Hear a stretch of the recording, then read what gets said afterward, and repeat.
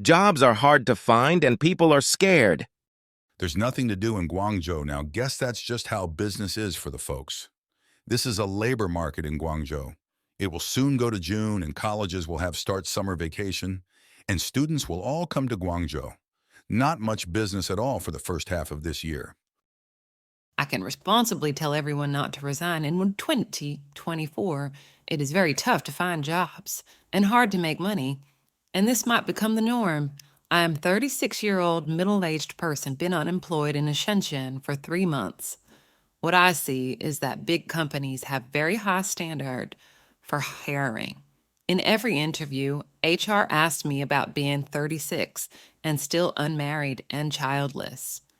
Rumors say next month will bring another 10 million college graduates coming to the job market. I'm very curious. The job requirements all say they only hire people under 35 of age. So what about those who are 35 to 50-year-old? Do they have to die then? I saw on social media today a quite famous teacher said surviving the next 3 years is more important than anything. He said, cherish every penny in your pocket. Every entrepreneur will end up in debt, and every worker will end up doing delivery for a living. A classmate whose family owns a factory talks more about business being worse this year than last year. Business is very slow, orders so few, so workers are given time off. So it is tough to find work, and people have no money to spend. That is the reality for most people. Now people at age of 26 are unable to find a job. It is just too competitive and too tough. I asked about some bubble tea and chicken stand jobs today, and they said it's for those aged 18 to 25 only. And they said I am too fat, and they need slim young boys for this job. So they only hire people between 18 to 25 years old.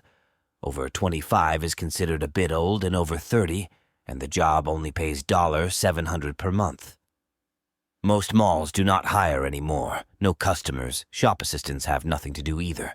At the beginning of this year, I told everyone that the job market in 2024 might be a bit more optimistic than in 2023, but now I think I was wrong. All the news this year, it's not exactly positive. There's just a lot of negative news. Tesla is firing people globally. My roommate also told me her former company issued a layoff notice. It was a tea drink business, and in 2017, it was a particular hot tea drink brand. There was a store in Shanghai where you basically had to queue up for nearly an hour or buy a bubble tea drink. But even a tea store like that also closed down and fired all its employees. Most of the people laid off this time are over 35 years old. Even though there is some compensation, but after 2 or 3 months, your compensation might be all used up, and if you can't find a job, by then what you're going to do is indeed a question. After I heard this news, I also mentioned it to my roommate. I said we are also about to face turning 35 soon. We should also consider our future after 35. They say young people are reluctant to spend promoting youth consumption, but the crux of the matter is that young people simply don't have the money. It's really because the overall environment is not good. People dare not spend money. They only feel secure keeping their money with themselves. Business can close down, and people can lose jobs at any time. People are living in fear of that.